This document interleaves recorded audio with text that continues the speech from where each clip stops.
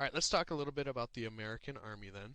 So the Continental Army, one strength that they had is that they were fighting for a cause. They were fighting for a reason, their own independence. The colonists also knew the terrain, they knew the land well, as they had been living there for a couple of centuries. And George Washington was a very bright military leader, even though in the overall grand scheme of things, he actually lost more battles than he won during the Revolution.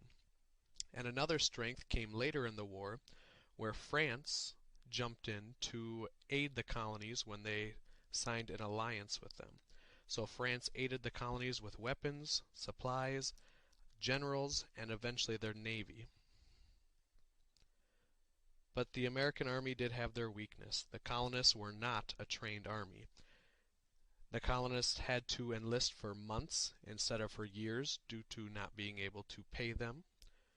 Many quit the army due to a lack of pay and a lack of food.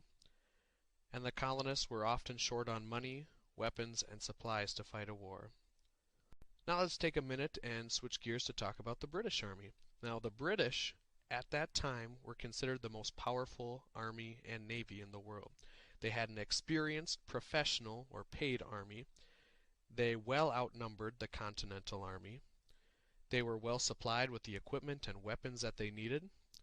As mentioned before, they had the most powerful navy or military force by sea in the entire world, and to top it all off, they had the monetary resources to be able to buy more soldiers. They purchased these mercenaries, these Hessians, which is essentially like German soldiers from the time. The British weren't without their weaknesses, though. The British did not have the cause that they were fighting for. They were fighting just because King George III ordered them to. The British officers are viewed as more careless and not as great of leaders. In addition, the British had to cross the entire Atlantic Ocean, taking at least a few weeks, to be able to send more men and more supplies needed for the war. And finally, the war was very unpopular in Great Britain, as many people didn't want to pay the taxes needed to fight the war. Alright, let's take a minute to talk about the strategy that each side had in trying to win the war. Let's start first on the American side. They wanted to keep their colonial army together. Because they were outnumbered, they needed to try and stick together so they would have a chance against the larger British armies. Washington wanted to stretch the British army away from their supply lines, so to keep them from getting reinforcement of supplies. They thought it was beneficial to harass their enemy and rather than defeat the British in major battles. So they learned guerrilla warfare from the Native Americans, being able to attack and then retreat, and attack and then retreat, rather than meeting them head-to-head in an open field where the results would probably not end in their favor. And then finally, and probably one of the most important things that they did to try and win the war, was to simply get allies to win. This is a big role that Ben Franklin played during the war, that even though he wasn't a soldier and didn't help out on the battlefield, he was a diplomat. So he went over and served as an ambassador to France, where he was eventually able to convince France to help us with the war after we won the Battle of Saratoga, which is often considered the turning point in the Revolution. So those were some of the major strategy areas for the Continental Army. On the other hand, Britain also had their strategy. They wanted to destroy the colonial army. They wanted to make an example of these rebels. They wanted to regain control of the colonies region by region.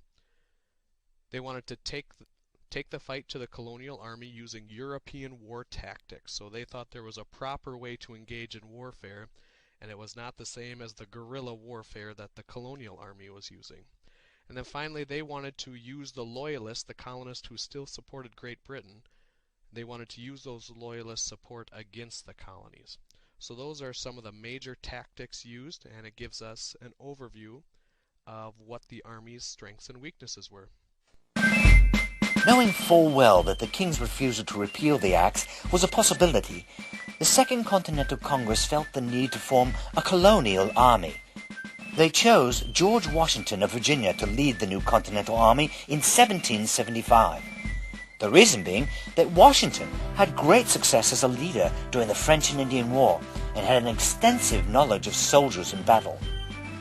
George Washington left Philadelphia for Massachusetts right away to take charge of his army, which had already fought its first major battle against the British. While the British had 50,000 soldiers, General Washington usually had no more than 10,000 soldiers in his army at any one time.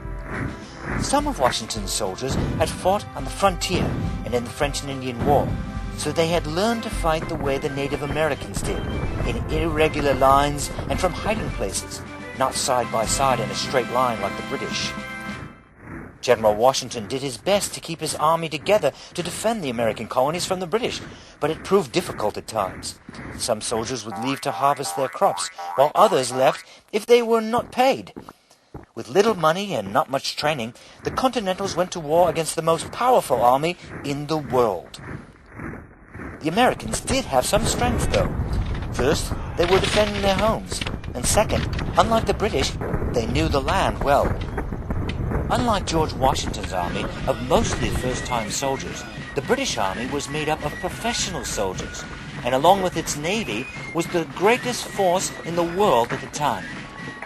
They also had help. The British used Native Americans and mercenaries, or hired soldiers, to fight on their side. But the British had their problems too. It was difficult to fight a war that was 3,000 miles from home because it was difficult getting supplies across the Atlantic Ocean. Also, King George III did not think much of the colonists' will to fight. This in itself would prove to be quite a problem for the British.